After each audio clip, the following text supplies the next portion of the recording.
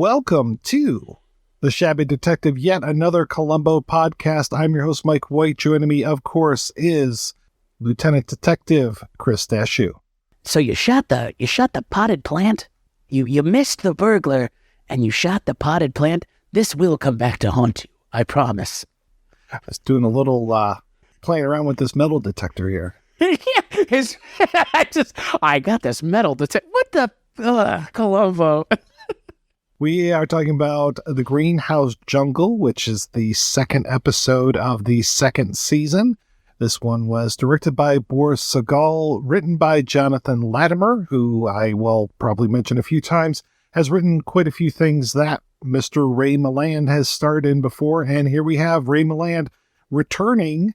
First time he was just a poor, cucked newspaper publisher, and now he is, man, oh man, he's just, the word I kept reading in all of the Columbo books was bellowing. He is bellowing in this. It's going to take a while to just explain this plot, ladies and gentlemen. And this one, by the way, aired originally October 15th, 1972. Your main host here was only just a few months old at the time when this originally came out.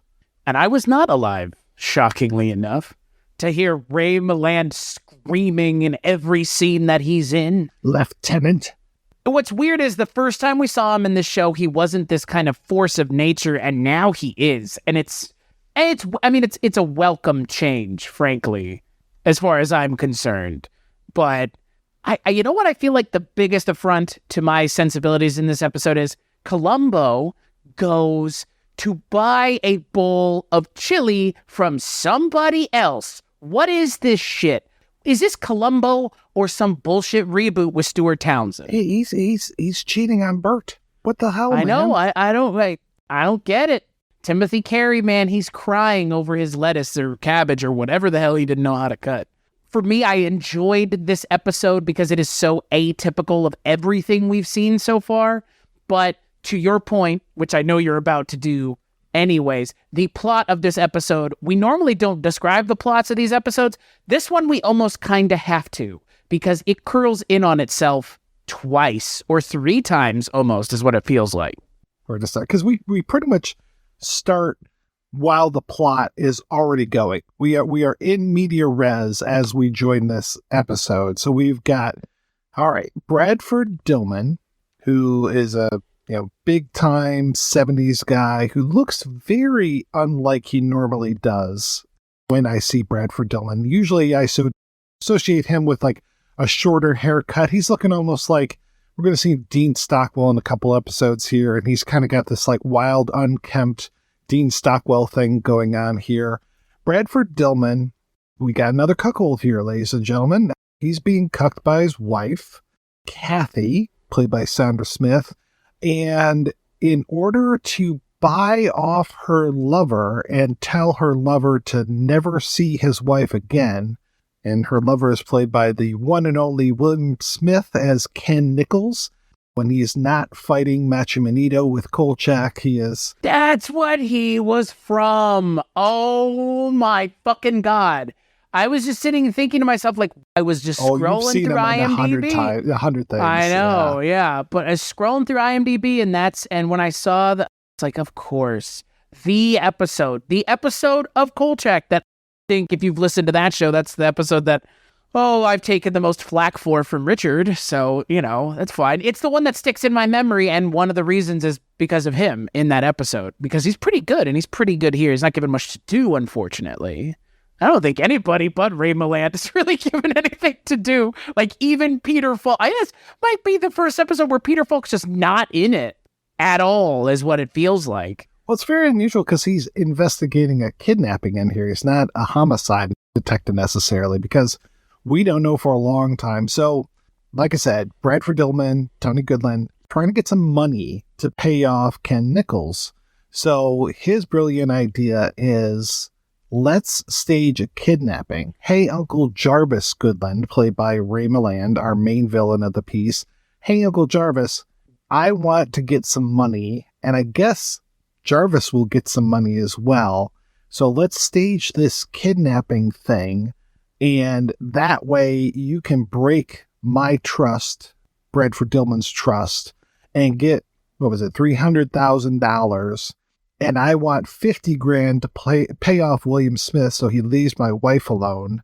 And I guess they'll split the rest of the money or something. But, Ray Milland, he's going to double cross Tony, and he's going to murder the guy and take all the money for himself and then try to pin the murder on Kathy.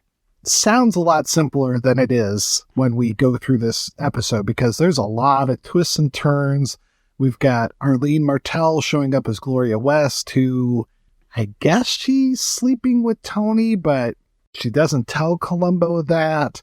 Arlene Martell, by the way, I mostly know her as T'Pring from the Amok Time episode of Star Trek. She looks completely different when she's not all dolled up like a Vulcan, though.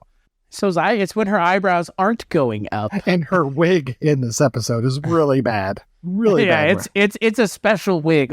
Just like the wig in that Amok Time episode is pretty great. It's pretty great. It's pretty great here, too.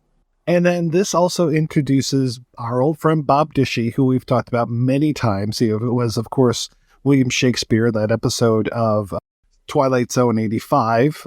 I can't remember who else was in that one, but yeah, Bob Dishy's been, and of course he was in some Barney Miller as well. And here he is as Sergeant Frederick Wilson. He will come back as Sergeant John Wilson in a few episodes here. But in the last episode, we had Dog. In this episode, we have Sergeant Wilson. And basically, Sergeant Wilson is playing the dog role. Like, he is the sidekick. He's the officious sidekick that is completely different than Columbo. And basically, by his ineptitude of being so efficient, he points the way for Columbo by basically not being able to see the larger picture. Why did Columbo have a partner? Well, one thing, he and Bob Dishy were pals. Okay, fine. Let me give you a gig, Bob. You know, we have yet to get to, what's that guy's name? Vito. I can't remember his last name, but he's going to show up a lot. He's the guy who, Enzo the Baker, I think, from The Godfather, and he's all over Columbo. Old episodes and new episodes. But so Bob Dishy was a pal, but I don't know if this is like the network saying you need a partner, and he ends up getting this, or what it was. So the very odd choice to give him a partner. But like I said, he's the straight arrow. Columbo's just the big old mess as usual. And of course, Columbo is the one that figures everything out like he does, though it takes him a while. Well, with how convoluted the plot is in this episode, the episodes are 50 minutes? 70 minutes for this one. Last one was 91 because I had to pad it out. This episode takes like 30 minutes to really get going, which isn't great because it just takes a while for the plot to get going, and there's so many kind of fake outs and like plot contrivances of Ray Milland has a gun and he mentions it to Columbo, and then he has to swap the guns because Columbo thinks it's his gun. And it's like, and we see him do it, and then there's the whole thing of Bradford Dillman and the kidnapping and getting the money, and it's like, oh my God, like it takes 25 minutes before Bradford Dillman gets murdered. When the episode starts, actually. Dillman is still alive when Columbo's on the scene.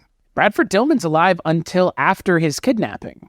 After they swap the money and everything. It takes a while, which, again, wouldn't be an issue if the plot made sense, but it feels, even after the moment where Bradford Dillman dies, then you have Ray Milland trying to plant the gun, but also dealing with the boyfriend and also dealing with the mistress. And it's like, oh my God, like how many directions does this episode need to go to be interesting? Because it feels like it goes way too many directions. It feels like there are too many characters.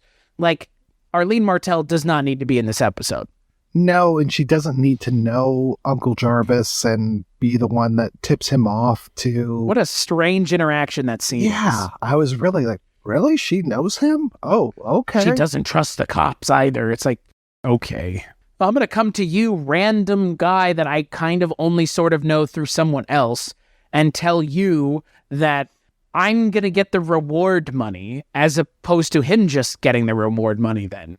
Like, I don't even, like, if you know that, you go tell the cops. It's a contrivance for contrivance's sake that ends up factoring into why the episode ends the way that it does. And you notice this entire time, we haven't talked about the title of this episode, which is The Greenhouse Jungle. And that's because Uncle Jarvis has a big greenhouse where a lot of conversations take place, where he grows these very special orchids. And that's why he wants the money, is to buy more orchids, apparently.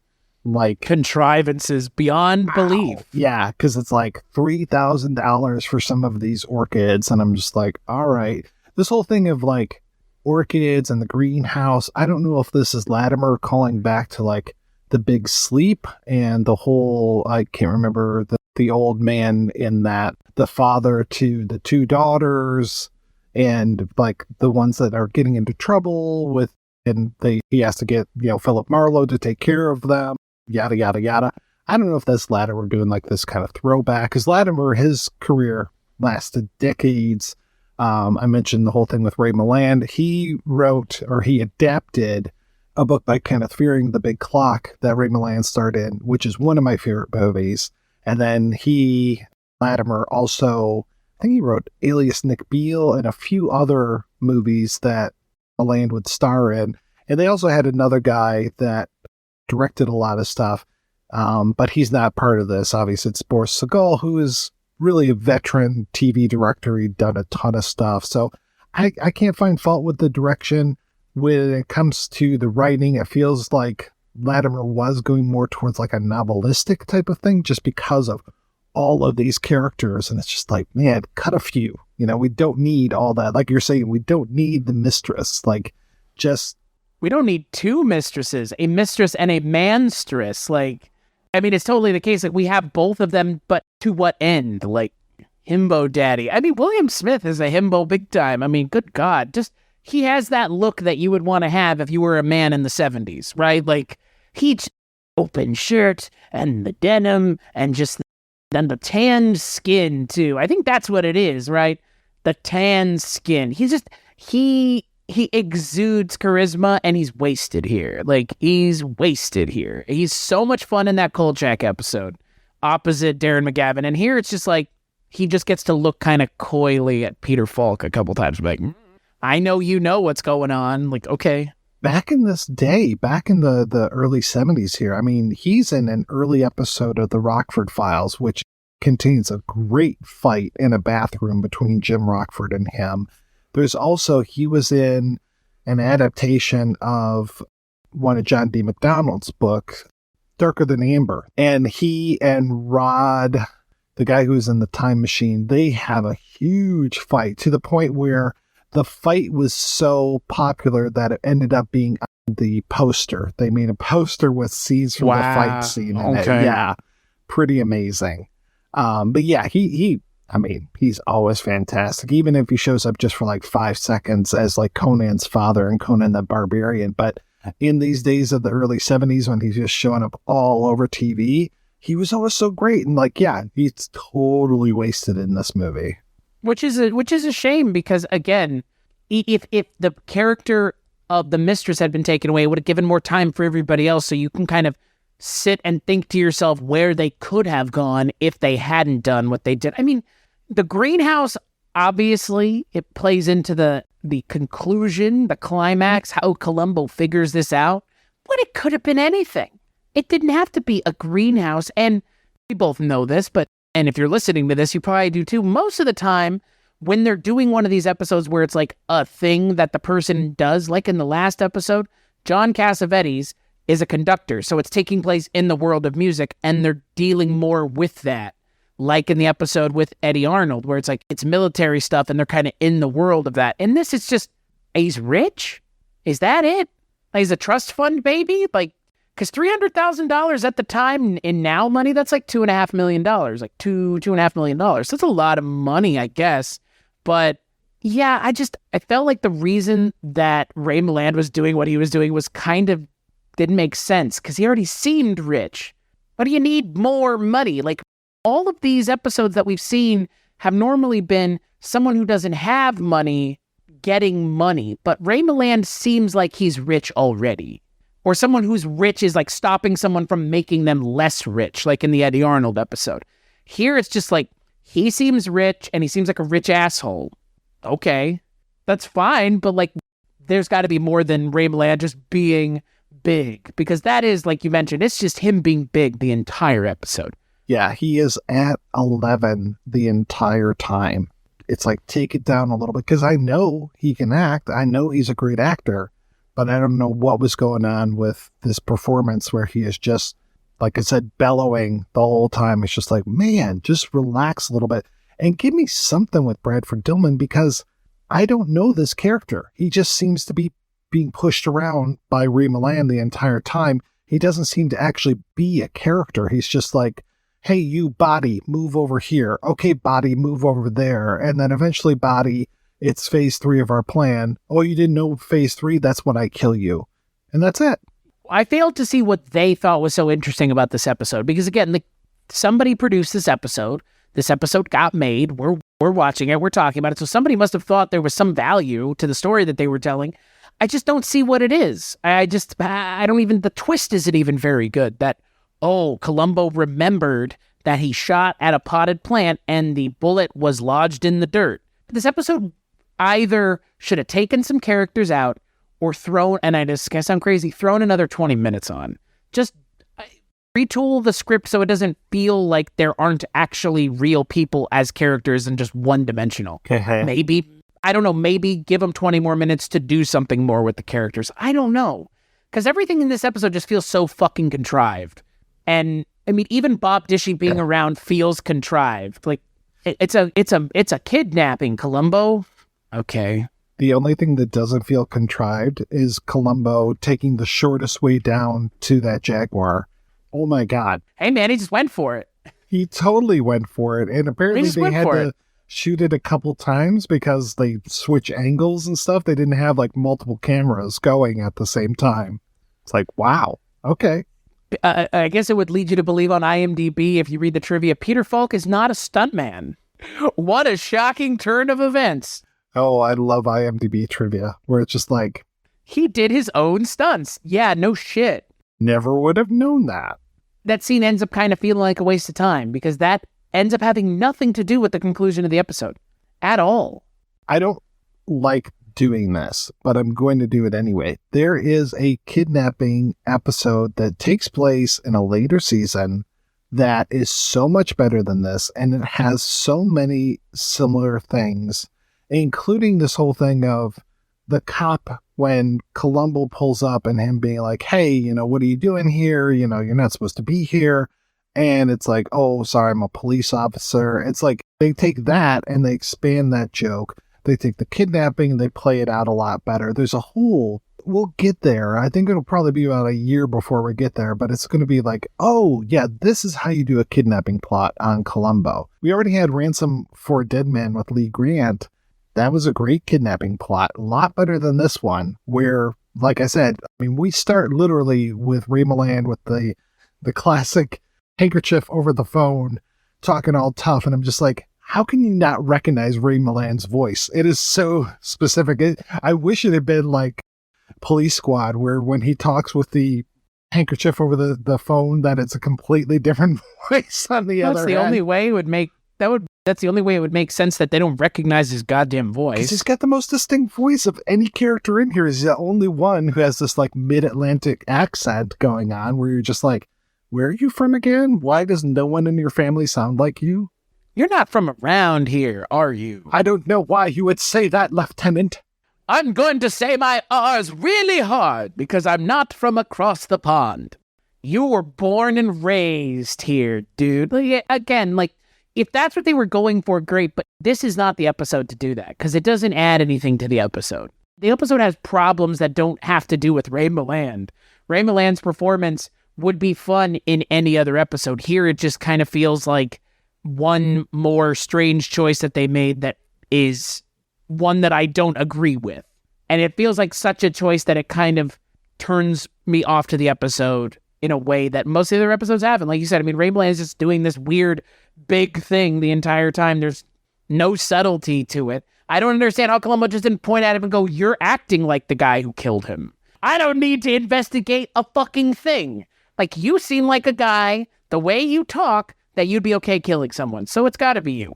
The whole thing where he just says like, oh yeah, this gun, I fired it and it didn't hit this robber. And I'm just like, okay, well, there's the final clue right there, which I don't want to be that guy. I don't want to be the one who is smarter than the episode. I want Columbo to be smarter than me. I want him to be the one that is like, oh, and the light bulb goes off, and then he thinks of it. But meanwhile, here I am at like 45 minutes in going, hey, Columbo, that's it. That's the whole thing. You got it all sewn up for you, buddy. And instead, it's just like, well, here's another 40 minutes of entertainment, quote unquote. And it's just like, oh. Quote unquote. I'm sorry. Damn. I mean, I don't disagree with you. I'm in the same boat. This is a bad episode of Columbo. Yeah, I'm not a fan of this one. It's not one I go back to. I like the Dishy character. I like him being this, total straight arrow. I like the back and forth between him and Columbo, but it's still not what it could be or should be. Like when he comes back, it's better. There's another character who's going to be kind of like this later on.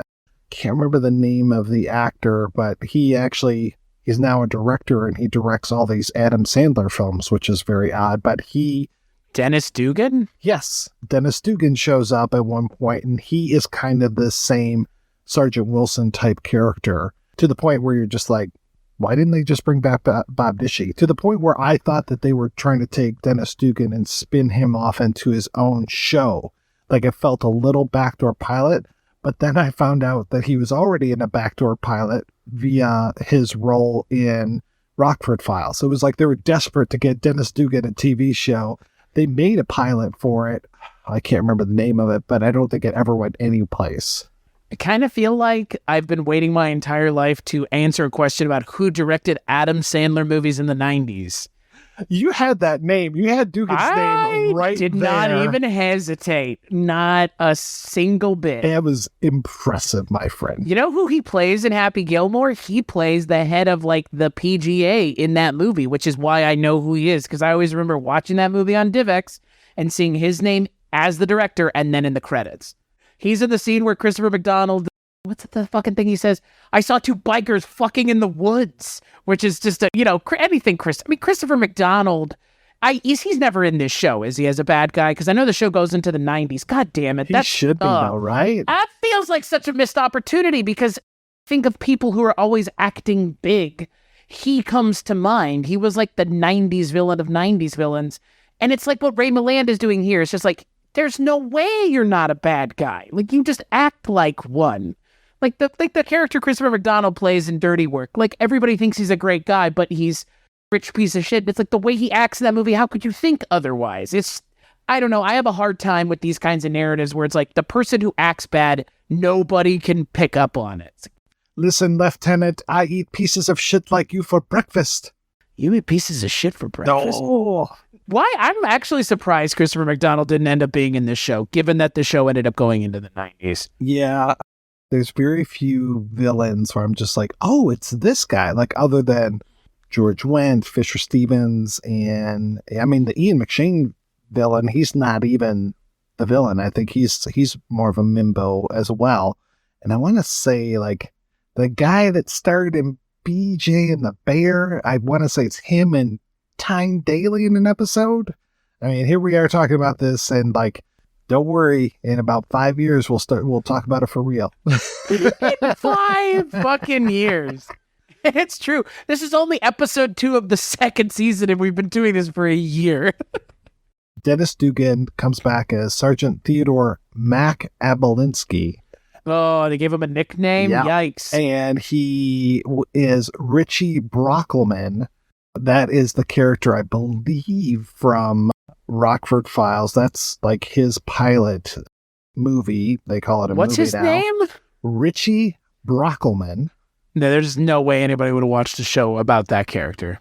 It sounds like a character from The Simpsons. Like, that sounds like a Simpsons character name, does it not? It was written by Stephen Bochco and Stephen J. Cannell, the two Stevens of massive power writing in the 70s, and co-starring Suzanne Pleshette. From the Deadweight episode. She's another one of these characters that can't see that this guy is a malignant piece of shit. You're standing how close and you can't smell it? Like, it's hard to believe because it feels like a contrivance in a show that doesn't do contrivances very often. That's why we keep bringing it up, because every episode of the show seems pretty airtight most of the time. Even with some of the weird logic jumps and how did Columbo know that? It kind of feels like he's an alien. Even then it's like, okay, I mean, it's a little hinky, but like it's not this where it's like you have to really go around 3 times and then you're trying to convince us right until the end of the episode that he's going to get away with it. I stand corrected here. Richie Brockelman actually turned into a TV show that lasted 5 episodes. That's a 1-season show. Just kidding. No, it is not a 1-season show candidate. That's effectively a failed pilot in like long form. Yeah. And that was right. He was Richie Brockelman, Private Eye. Yeah. And he would come back in more Stephen Bochco stuff. He'd be back in Hill Street Blues in 4 episodes as the character Captain Freedom. He has a career now directing such lovely films as Jack and Jill, Grown Ups 2, and Saving Silverman. Jack and Jill does have one of the greatest scenes of all time with Al Pacino at the end.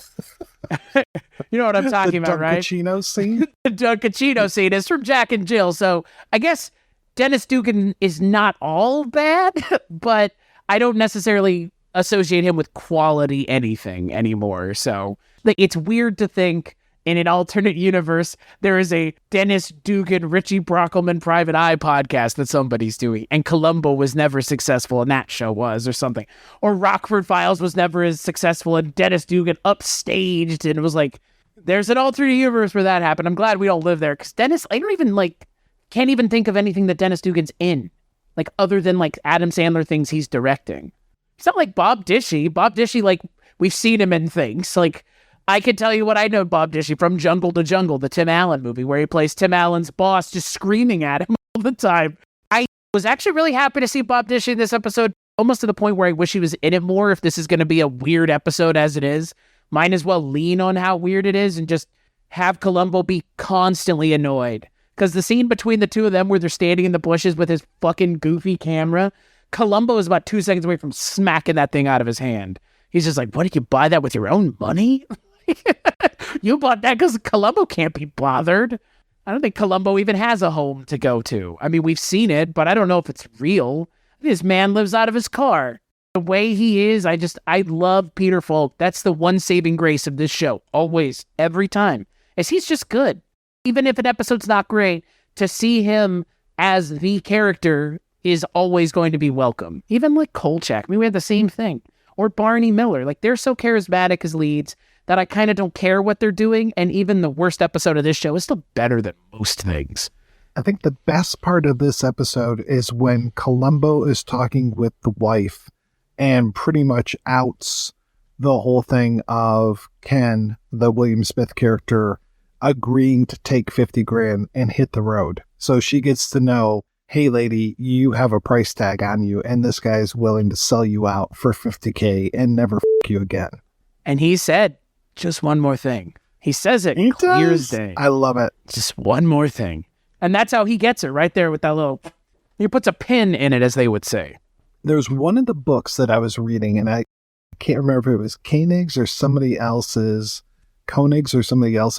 where they talk about that scene goes on for a little bit longer, and Columbo just about falls off the boat, and she grabs his arm and steadies him, and that's like the moment where you realize, oh, she is actually kind of a nice person.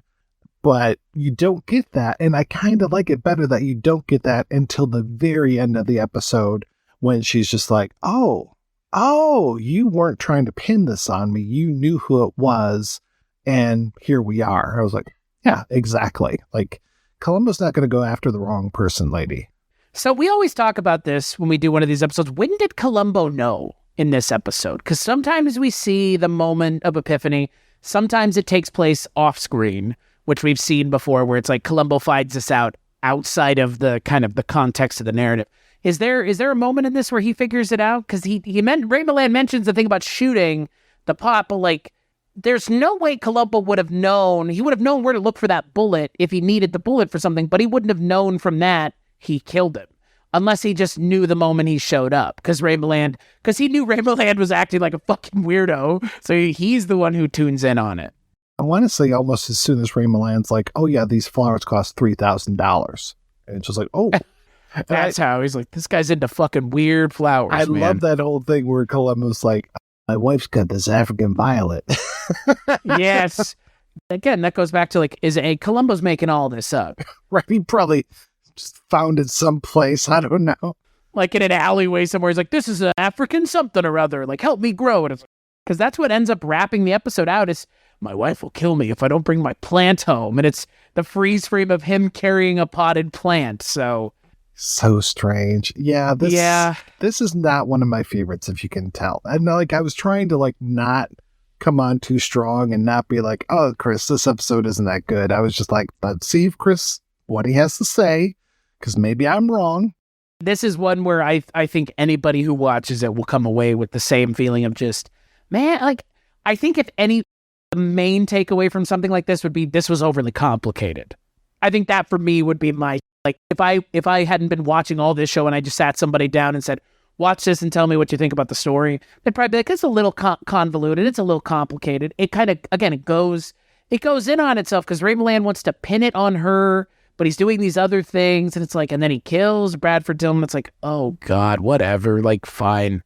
We just wants money. It feels like there could have been a bet. Like, why don't you just sell those fucking plants you're talking about? Exactly. But he's so into it, but you don't even get the feeling that he's into it. It's just like a place for him to be. Like, you should have him like spraying these plants and like lovingly caring for them. And like, you know, like, I don't know, some sort of thing where like whatever a gardener would wear. Like in the X-Files when they did that. Yeah. They have him come in and he's tending to the plants.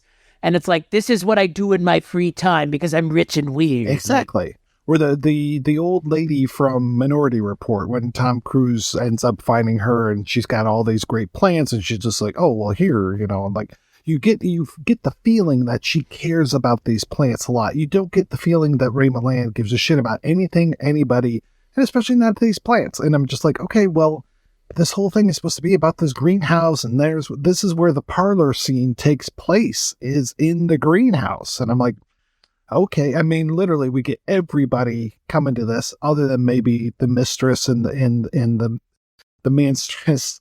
Everybody else is there, you know. Dishy's there, Columbo's there, Ray Milland's there, the wife's there. The title of the episode is The Greenhouse Jungle.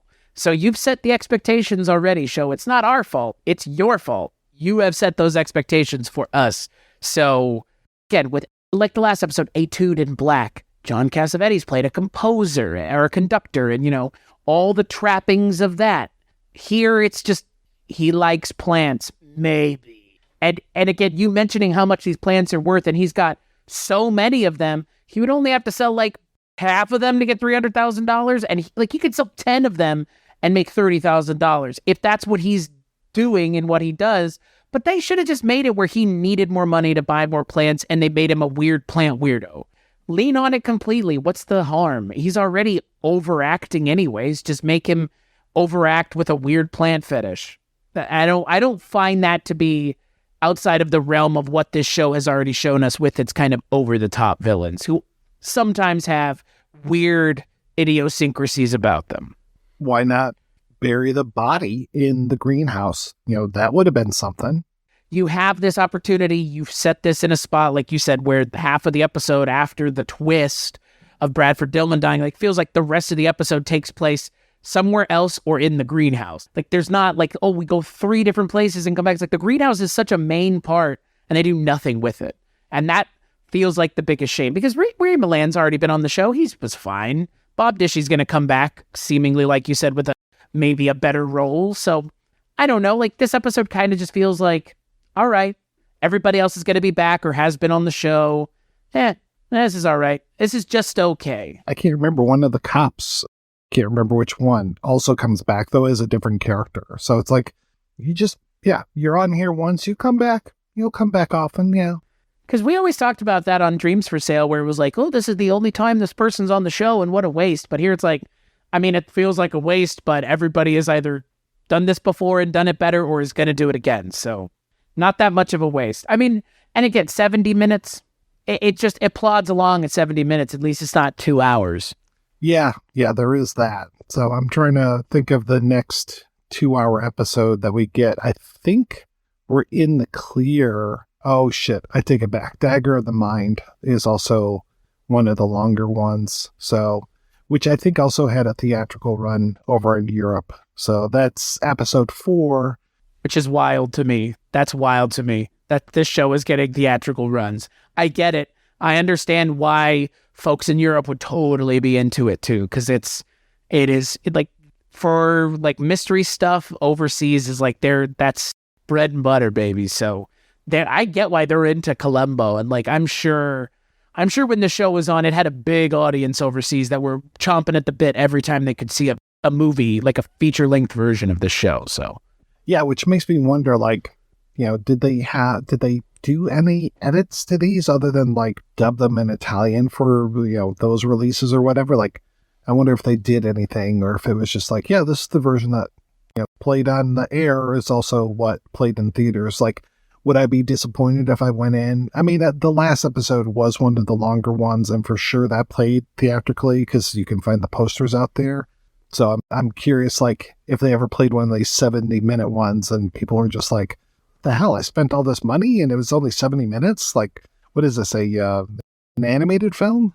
Well, I was going to say, I mean, you could do 2 back-to-back, right? That's 140 minutes. I mean, I don't know, it's like, like 20, 40 minutes, like a little 40 minutes shy of 3 hours? I mean, you get away with that, a little over 2.5 hours. This isn't an Indian film. Columbo's not singing. What's up with that? Yeah, there's no singing and dancing. I would watch this like that. I know that there's a Robert Downey Jr. movie with that name, right? The Singing Detective, isn't that a thing? I don't know. I love these detective shows, and I'm such a huge fan of this mystery stuff. I just keep it coming. Like I'm never gonna say no, even if the episode's just okay. So yeah, the next episode I think you're going to be very happy about. It is called The Most Crucial Game. We've got the return of Robert Culp. We've got Dean Stockwell, so you'll get to see this Bradford Dillman haircut again next episode. And ladies and gentlemen, James Gregory will be in The Most Crucial Game. Hey, Bonnie, I'm ready. That's not remotely what James. I mean, it kind of is what James Gregory sounds like. If he had been smoking like 10 packs a day. God, Bonnie. Yeah. He was already been in the show in the Roddy McDowell episode, That's right? Yeah, he's coming back. Okay, but is it as big of a role or smaller role? I want to say it's pretty small. He's not jumping into villain territory. Robert Culp is going to hang on to that villain mantle. Okay, yeah. Well, I'm more excited for Robert Culp than anything else because he was real good last time he was on the show. Almost like better than anything else the show has done in a lot of ways. He's one of the biggies. He is one of the big villains, and then like I don't think that we get another, the guy that wrote the Mrs. Melville stuff. Oh, Jack Cassidy. I don't think Jack Cassidy's coming back this season, but he'll be back next season. And we'll be back next month as we talk about The Most Crucial Game here on The Shabby Detective. So in the meantime, Chris, where can people find more of your work, sir? WeirdingWayMedia.com is where you can find everything that I work on. But more importantly, you can find great shows like 80s TV Ladies, where you can hear all about TV shows from the 80s starring, who'da thunk it, ladies, or a show that you and I are still working on, the Barney Miller show, Life and Times of Captain Barney Miller, which talks about yet another 70s cop. This one a little bit more desk-bound. Yeah. Let's just put it that way. We never see the outside of their place ever. So we've never seen Columbo's. We've seen Columbo's house once. So we've seen Barney Miller's house once. So there you go. It's about as much as you need. And you can find all that over at weirdingwaymedia.com. What about you, Mike? Where can people find you? Same place. All of my stuff's over at weirdingwaymedia.com. You can hear some of the other shows that we work on, such as Midnight Viewing, where we talk about Night Gallery, which also has a lot of these same people that we're talking about. They show up there as well. What else we talk about? Twilight Zone 85. I think I mentioned that before because we got a Bob Dishy episode in there as well, or at least a segment. Gosh, Chris, what else were we ranking on? Bass is another one. And again, I think we talk about some of these same darn people because so many of them did voices or would even show up in live action roles for Rankin and Bass Productions. So, man, we are just kind of stuck in the 70s, my friend. I was going to say, we'd be remiss if we didn't mention our funny cop show from the Files of Police Squad, where we talk about a actual bumbling cop, the Leslie Nielsen variety. So that's another cop. We back the blue here, apparently. Yikes. Whoops. Whoops. We do a lot of cop shows, don't we? Weird. Hashtag defund the police. It is weird for us to talk about cop stuff, given the climate of our world, but this is fucking fictional. Like, Columbo's not going to do anything like that, and when Columbo does do questionable stuff, we always call it out, just like with Kolchak, just like with Barney Miller. So we'll be those wokesters until we're dead, unfortunately.